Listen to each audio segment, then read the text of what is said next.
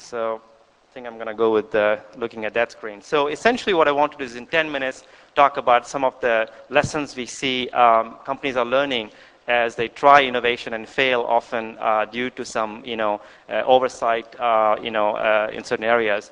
So the theme of what I want to talk about is the fact that the most innovative firms we have seen are the ones who dare unlearn insular habits. And I'm going to explore a little bit what I mean by insular habits and embrace new collaborative business practices.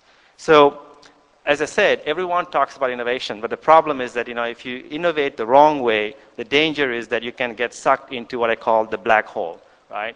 And typically, as the black hole theory goes, it's very difficult once you get in to get out. So what I mean by basically unlearning bad habits and learning new habits is basically to avoid being sucked into this black hole from which you can't emerge.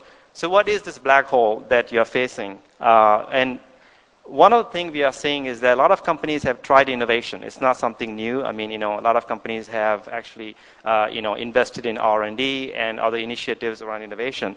But that's a problem because oftentimes what we see is that a lot of companies confuse invention with innovation.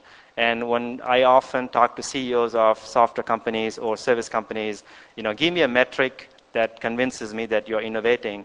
They always, tell me how much to invest in R&D. So clearly that I think is a wrong metric or insufficient metric to evaluate a company's innovation and potential. So the first shift we see companies, the smart ones doing is actually around shifting the mindset from just focusing on R&D and just focusing on product innovation to something else. And we'll talk about what is the something else.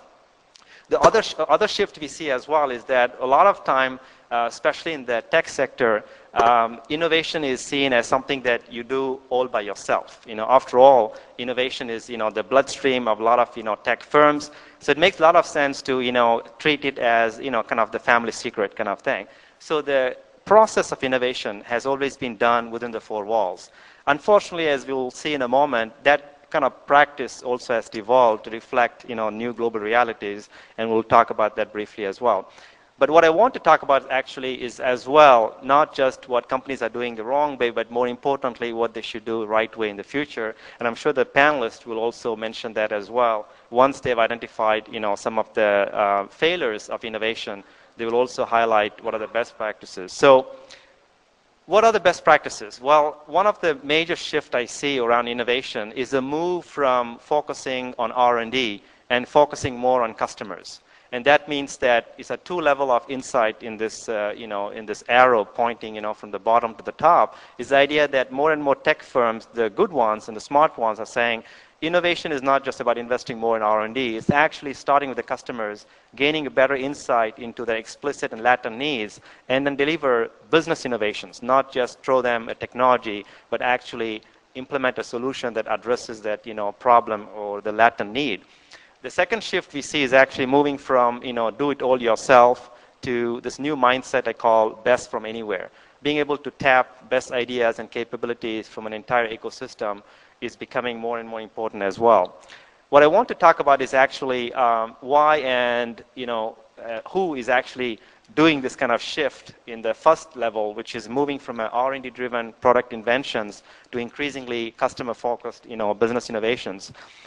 And that is happening because, as I say, there's the kind of a tectonic shift in people's, and meaning tech vendors and tech CEOs' mindset, is that for a long time, innovation used to be synonymous with invention. Unfortunately, when you look at the definition of invention in Webster, it says to produce for the first time through the use of imagination, of ingenious thinking and experiment, right? So it was all about being the first to come up with something, very, very cool and very, inventive. But as you can see, increasingly, as a result of that mindset that innovation is the same thing as invention, a lot of companies have invested a lot of money in R&D, believing that that's all it takes to be innovative. As a matter of fact, recent research shows that this year, for example, there's going to be $1 trillion invested worldwide in R&D, both in the private sector as well as in the public sector. That's great. The real question is, according to economic theory, the more you invest in R&D, the more you can drive revenues, and therefore there's a kind of a virtuous cycle that kicks in. But that virtuous cycle doesn't happen. As a matter of fact, it seems more like a vicious cycle. This is actually a graph, a complicated, regression analysis run by Booz Allen, which did, for the first time, to my knowledge, a very scientific assessment of the returns on R&D investment by top corporations worldwide. And essentially what they found is that there is almost near zero correlation between how much you invest in R&D and your financial performance as measured by increase in market share, revenue share, or any other financial metrics. There's no correlation at all. So as a result, they basically did an interesting paper on that, saying that money isn't everything, meaning that just throwing more money into R&D doesn't necessarily translate into a superior financial performance. So clearly there is something that is broken between the logic that more investment in R&D automatically qualifies you as being an innovator and also a superior financial performer. So that's not happening. At the same time, the problem is that the pressure to innovate is growing. As we all know, I don't have to preach to the choir here, is that basically there are a lot of factors that are driving more pressure to innovate, coming from customers, competition and compliance. So the pressure to innovate is growing a lot. But at the same time, we also found that the solution that used to be spending more on R&D necessarily doesn't going to help companies meet this growing innovation demand.